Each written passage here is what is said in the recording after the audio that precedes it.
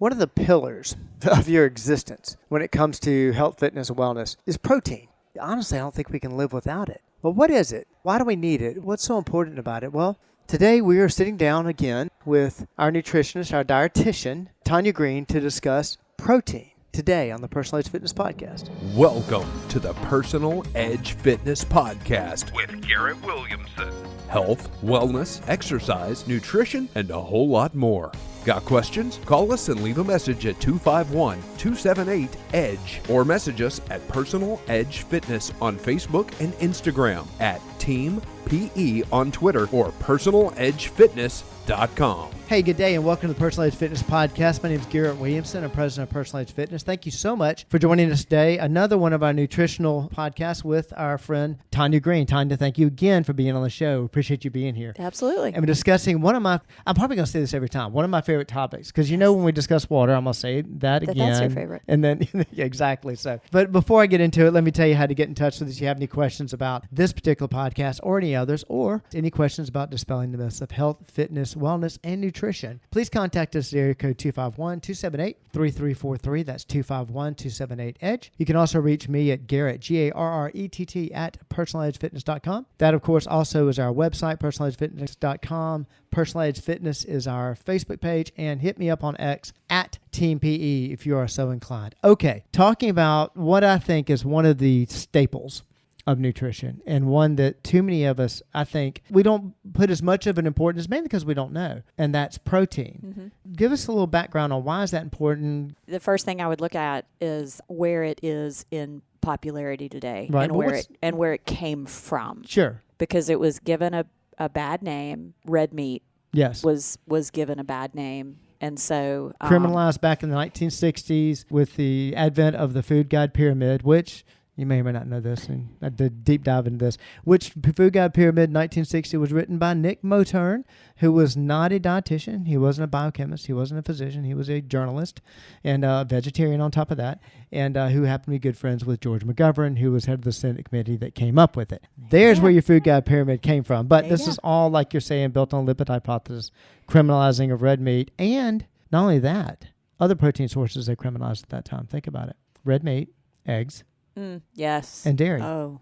eggs were bad. Right, exactly. Very bad. I'm sorry I interrupted you, though. You were going down that road. No, I'm glad that you did. So where we were thinking about protein has now circled back, and all of a sudden people are saying, wait a minute, maybe we do need protein again. Maybe we even need red meat. Right. Right. Okay. And imagine eggs. That. And eggs. Eggs, yes. Maybe we need eggs. Yeah. So we have now circled back around to that, which it never really changed, but the popularity did. Right. And so protein, I saw, was something that people cut out of their diets. And again, now we're seeing that people need to put it back in. We know that we need protein in order to sustain muscle tissue. Okay. I love that. That is so true. But let me go ahead and put you on the spot. Is there any other nutrient, substance, whatever, that can take the place of protein as far as maintaining muscle? I mean, Popeye lived off of spinach. Yeah. So pop that can. Yeah, pop that can of spinach. That's what does it. Is there anything that can take the place of protein? Your body can use other things for energy. Right. But no, there's not going to be anything that can take the place of protein. So,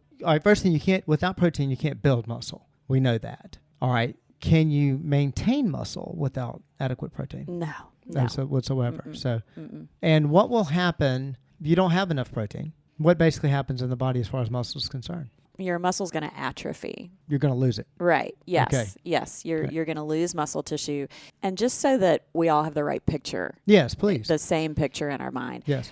I am not thinking about a bodybuilder. That's not the picture that I have in my mind. The picture that I have in my mind is the person that just needs to have a certain muscle mass for daily function. Period. And injury that can be caused from lack of muscle. Right. If you trip over something on the ground that you didn't see, right, the person that has adequate muscle tissue and adequate balance, right, is a lot more likely to catch themselves and not be injured than a person that doesn't. And I'll take it a step further. Okay, they weren't able to catch themselves, but they have enough muscle to protect the bones as they fall. Yes.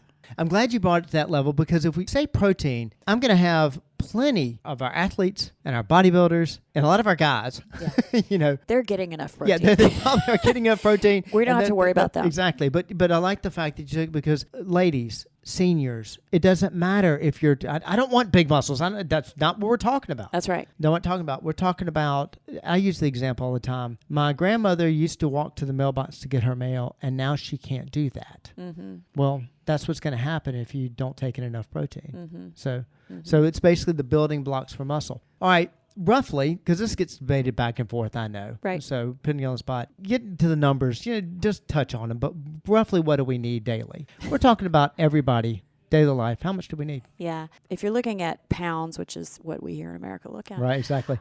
I think it's probably somewhere around 0.8 grams per pound. And what I like to look at there is, okay, let's come up with a number. And then let's figure out how much you're actually getting. And then we know, okay, there's room for improvement. Right. And again, that number, still not the magic bullet. No, definitely but not. that shows us where you are in relation to where a place that might be better. True. It gives us a starting point, 0.8, maybe as high as 1, but somewhere in that territory. Yeah. I don't want to get too deep into that because that gets into really prescriptive. You know what I mean? And like you said, you just had in our first podcast, and you did it again. I love the fact that you do this.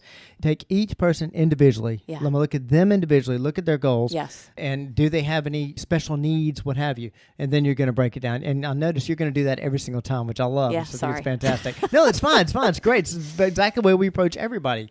I mean, personal, it's the first word in our name. So attacking it that way. So, okay, that gives us a good round estimate on amounts. But you were talking about, okay, first thing, let's look at what you're doing, which, like I say, I love that. Let's look at what you're doing, see where we need to fill in. Any rules of thumb as far as taking in protein? I have one that I use. I'm curious if you do, as far as rules of thumb of making sure you're getting enough protein throughout the day. First thing that we look at is your meals. Is there a source of protein on your plate at your meal? And I mean, I think for most people, there is. Sure. Do you have that source of protein at 1 meal a day, at 2 meals a day, or at 3 meals a day? Right. Where are you taking in that protein? And then is it enough? Is it an adequate amount? And then we would go from there. Does it need to be a larger portion? Does it need to be a smaller portion? If that is just all you can handle, do we need to look at a protein supplement? Yeah. If we were talking about an older population, right. Do you have problems chewing? Yeah. Can you chew a steak? Right, exactly. Can you even chew a piece of chicken? Right, right. Do we need ground turkey, ground beef, fish? Yeah. Cheese, yogurt. Again, if we were looking at an elderly population, because we've talked about that they tend to, those protein levels tend to decrease. Decrease, yeah. Yeah, okay. Something I should have said at the very beginning, and that is backing up a little bit. Okay, we're talking protein. Give us examples of protein. Mm-hmm. Give us food groups that have protein in them. Mm-hmm. Any sort of meat. Meat has the highest concentration of protein per serving. Right. Okay. Right, okay. So a 3-ounce portion of meat, which is going to be about the size of a deck of cards, is going to have a little over 20 grams of protein. Okay. It has about 7 grams of protein per ounce. So for that small amount of food, if you look at vegetables or beans as a source of protein, you're going to have to eat a larger volume to get that same amount. So meat is the go-to because, like I said, it has it gives you more bang for your buck. And when you say meat, you mean anything with a face? I mean any meat. Any meat. Any meat. Yeah, the color of the meat does not matter. It can be red meat, white meat. Right. It can be fish. It can be turkey. It can be beef. It can be pork. All of that meat is going to have the same amount of protein on it. Right. Okay. Right. So there's not a good guy, bad guy in terms of how much protein it has in it. Sure. Okay. So meat is going to be your number one source. Dairy going to be next. Milk, cheese, yogurt. And yogurt now, my goodness, you can get 4 ounces of yogurt that has 15, 20 grams of protein in it now. And I mean, the variety of flavors, the different types, the probiotics, I mean, it's the plethora, of different types of yogurts out there. Right. That's an easy one now. Dairy's going to be your next one. And then carbs and vegetables do have protein in them, but in a much smaller amount. Yeah. And I want to touch on that. You and I talked about it a little bit before the podcast, and don't want to do a deep dive into this, but we talk from time time and time about, we have clients that are vegetarians, and for whatever reason, that that's their chosen path as far as diet. But there's some considerations. A lot of folks that I've worked with, but not something a lifestyle I've lived myself. We've had staff members, believe it or not, that were vegetarians. Yep. But as far as the protein approach, the whole nutritional approach is different. So therefore, the protein approach is different. Can you touch on that a little bit? Yeah, and that staff member loved it. Yeah, very much so. Yeah. Still does, Yes. by the way. So, and there's different types of vegetarians. Yeah, true. All different types. Yeah, right, definitely. right. So if you are still consuming dairy, then that's your big source right there. If you are still consuming eggs, then that would be a big source. If you are not, then again, you're going to rely on peas and beans. Right. Now at certain institutions where you might get a smoothie, you can get pea protein. Oh, wow. Yeah, I've seen it. Yeah, they'll exactly. say, would you like whey protein or pea protein? Yeah. So anyway, it's definitely easier now than it was. It's a lot more available. Anyway, then you're looking at, like I say, peas and beans. You're looking at other sources of protein. And if you are all about being a vegetarian, then you're going to be able to find ways to work your protein in, and you're going to just need to eat intentionally. Right. Which we should all eat intentionally very much so. anyway. Be paying attention to it. So I'm going to get to where you used an analogy earlier when we were talking about that I want to use on this, because it sounded like more complicated than it is, but it's actually not that complicated. But before we get to that, there's a reason why, and it has to do with the amino acids in vegetable protein. Can you speak on that a little bit? Well, they don't provide what we would consider a complete protein like meat or dairy does. Like one type of vegetable does not provide the complete. And when you say complete protein, it has protein in it, but doesn't have all the amino acids needed to maintain muscle. Exactly. So you would need to look into combining certain vegetables, certain peas and beans, which again may sound like it's complicated, but if that is your lifestyle, then it's really not. And what we were talking about earlier is you and I both have the lifestyle where we're going to drink our water. Right. And whatever it takes to do that, we know that we want to do it. We know that it's good for us. We know that it makes us feel better. And it's our lifestyle. Right. So we're going to figure out how to get that water in. Right. And it's going to be the same thing with somebody like that. If that is going to be the lifestyle that they choose, they'll easily be able to figure out what they need to combine in order to get all their protein. You opened my eyes to that, because then I started thinking about it when you were talking about, somebody in that mindset is going to just automatically think that way. And I start thinking about things like, okay, when I have a steak potato, I mean, it automatically comes out. If I'm going to have a steak, I'm going to have, that's the way I kind of think in that meal. And the certain, when I have fish, typically my wife and I have green peas. Right. Why? I don't know. It's just kind of the way we put those. So you're going to automatically think that way. It's much like we put together a workout. If I'm going to do hamstrings, I'm going to do quads. Right. It's easier than you think. Right. But there is a little bit of homework involved. Yeah. So as far as finding that out. Okay. You touched on a subject, and you knew I wanted to get into this. With 35% of our clientele over the age of 65, the trend I see so commonly, and you can find all kinds of documentation on this, is that seniors take in less protein. Okay. Why? And then address the considerations we have for that. Mm-hmm. Well, I mean, can I just say that after 30 years of cooking, I'm tired of it. Right? So cooking for 3 kids and a husband. Yeah. So, I mean, I do think that there's that whole thing of, I just really don't feel like cooking, much less handling raw meat. Okay. Right. Which is typically can be the most hands-on, difficult, labor-intensive, hard to store, part of the meal. Expensive, hard to keep. Yes. Yeah. So I do think that plays into it. I'm sure. Lifestyle changes. Yes. And as I said earlier, it may not be as easy for some people to chew. True. At that age in their life. But there are certainly alternatives. And I also think that it just becomes something that maybe they're just not thinking about. Yeah. Because right now in 2024, your seniors, when they were younger, protein wasn't something they talked about. No, it happened, but it just occurred, but yeah. Right. So, and then again, when you're younger, you kind of tend to eat protein. Right. But then as you get older, and if you don't know that it's something that's really important for you, it's not going to be high on your radar. So I feel like it's lifestyle changes, it's possibly physical changes, and then it just may not be on your radar. And you may not realize. Exactly. And the numbers that are out there, the ones that I've seen, I quote all the time in live food, is, and actually live age, 46% of adults typically don't get enough protein, 72% of seniors. And this plays into my live age because we talk about time passing on a calendar causing deterioration. No, if we back protein out of the diet, I don't care who you are. You can be Charles Atlas. You're going to have loss of function. Period, if you back protein out of the diet. So that's that lifestyle change. The one you really opened my eyes to was I didn't think about, just chewing food or what have you. But there are several alternatives. And also the other thing about the lifestyle is convenience. I love what you said. After 30 years of cooking, I'm kind of tired of that. Yeah. Well, at that stage in our life, kids have probably left the house, retirement.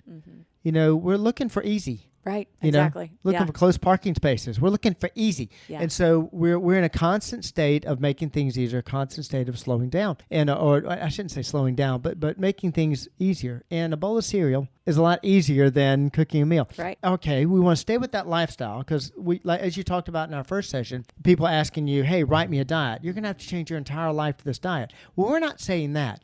There are, if you want to make it easy, there are ways to do that. Supplementation, what have you. Can you touch on that? Yeah. Well, and let me just start by saying, it's all about being informed and then being intentional. Yes. Once you know what you need to do, you just have to be intentional. Half of the battle, if not more, is fought at the grocery store. Okay. You got to get it first. You got to get it home. Right. And if you got it at home, then you're going to have a much bigger chance of eating it, prepping it. Sure. So big part of the battle is to just be informed and then to be intentional. Right. How many meals a week do I want to prepare? Right. Let's just start there. And let's say that I only want to prepare 4 meals a week at night for dinner. Sure. And the rest of them I'm going to eat out. So again, the battle's fought at the grocery store. It maybe takes some planning. Sure. Again, it's intentionality. Right. I know that I need to eat more protein. I need to have more protein around the house. What kind of protein sources am I going to look at? For seniors, something that is certainly a possibility, you see advertised all over the place, protein supplements like Ensure. Right. Boost, Ensure, these kind of things. Right, which is marketed towards a certain population. Right. But honestly, any sort of absolutely. protein supplement. Right. Most protein supplements are going to be more of a milk base. Right.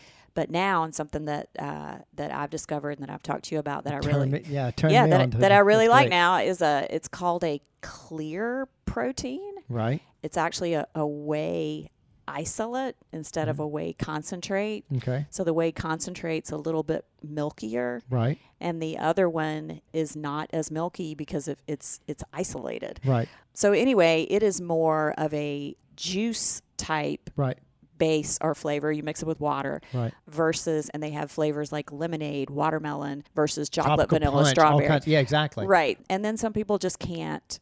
Some people that the milk is something they can't tolerate. Right, exactly. But anyway, these are definitely protein sources that are just good options to look at.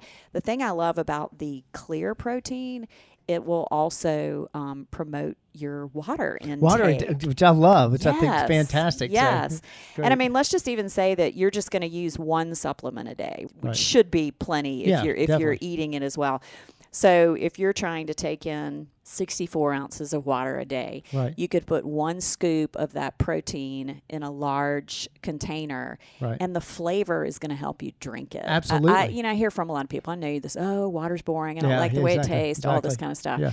So this has got protein in it. Right. It's flavoring your water. So you're getting protein and it's increasing your water. It's what one of our trainers, Hunter, of all people, said, and Hunter's the guy's built, know, and he fights taking enough protein. Yes. And I love what he described of the way I isolate the clear protein. He said that's a game changer. Yeah. And now, like you said, to know me is to know that I love pushing folks to drink more and more water. 100 ounces a day is what we want to try to get to. And now people are excited, like, wow, this is like adding Gatorade powder to my water, and it adds a flavor to it. And you're right, it really promotes it. But the ones we're looking at, 22 grams of protein. Yeah. I mean, that's a chunk. Yeah. That's fantastic. So I think also in the senior population, that would be a real easy way. But you've also got, I thought I use the cereal example all the time. It's just Fred and I. So, we were home, kids aren't there. We just grabbed a bowl of cereal. Well, grabbing a cup of yogurt. grabbing a glass of milk, grabbing, there are those easy alternatives that do fit your lifestyle to make sure you're getting enough protein. And there are also some cereals that have more protein in them than absolutely, you think. absolutely. And so again, but it's that intentionality. Yeah, okay, I true. know I need more protein. Let me do a little bit of label reading. Sure. Oh, hey, I like that cereal. Right. When I combine it with milk, I've got 15 grams of protein. Yeah. Versus something that doesn't have any protein. Any protein at all. Right. Exactly. So I'm still eating my cereal. Right. So I'm still easy. Sure. But this has got some protein in it. We could be on the subject all day. I wanted to touch on one other thing, and that is what I'd like to call supplemental proteins. It's my meals, I'm getting in protein, but I may not be getting enough. What about those snacks? Like snack foods there's some snack foods that have protein in them. Yeah, absolutely. Absolutely. And again, what do you like? Some people they tend to go towards salty. Right. And other people tend to go towards sweet. Yeah. Okay. And in both of those scenarios, you can find options that are going to have protein, just like you're talking about the yogurt. Yogurt is a sweet option. We had talked earlier about nuts. Right. If you're someone that, I think the joke is, chips or French fries, are you a salty person or are you a sweet? So nuts are a great alternative if you're somebody that is a little more salty, savory. Right. Yeah, that's a great protein option. String cheese. Yeah. Oh, wow. Think about that. Yeah. Yeah. It's a great throwback. option. Yeah, that is. But still, there's a lot of people that still like string cheese. I understand. Yeah, cheese. And then there's, of course, there's Quest chips out there now. Yeah, exactly. That have like 18 grams of protein, right, something like that in them. Right. So there's certainly options out there. Again, you got to get in the mindset of, I know I need more protein. Right. How can I get it? Exactly. And look at what you're already doing. So, and I love this as an example because you actually know this person. I'm not going to say his name, but we have somebody going through B3 and he's a rather large individual. Yeah. And so he's kind of struggling to try to get in all the protein he needs. And he was elated when he found out, I can have cashews? Oh, absolutely. First thing, there's no such thing as bad food. Second thing, your snack foods, because he's a meat eater, no problem doing that. But as big as he is, it's a large volume. So he's excited that he's supplementing it. He's looked at his whole menu, basically what he eats, and he's filling it in with cat and loves it. And back to what you said in our first podcast, let's enjoy food again. Getting back to enjoying food. Absolutely. Well, we could, like I say, we'd go on for hours about this, but if you have any particular questions dealing with this and dealing with protein, we'd love to hear from you. Thank you so much for being here. Thank you so much for answering our questions, Tonja. And reach out to us if you have any questions dealing with this at area code 251-278-3343. It's 251-278-EDGE. Also reach me at Garrett@personaledgefitness.com. Our website, personaledgefitness.com, Personal Edge Fitness, our Facebook page, or on X @TeamPE. If you have any questions, especially if you have any particular considerations dealing with this, because we do have special populations that we deal with, be more than glad to look at this on an individual basis, because that's how we approach everybody, and it's one more way we help you reach your level of wellness. Thank you so much for joining us today. We'll see you next time. Thanks for listening to the Personal Edge Fitness Podcast with Garrett Williamson. Subscribe now and be a part of the show by calling 251-278-EDGE or message us on Facebook and Instagram at Personal Edge Fitness or at Team PE on Twitter, and visit us at personaledgefitness.com.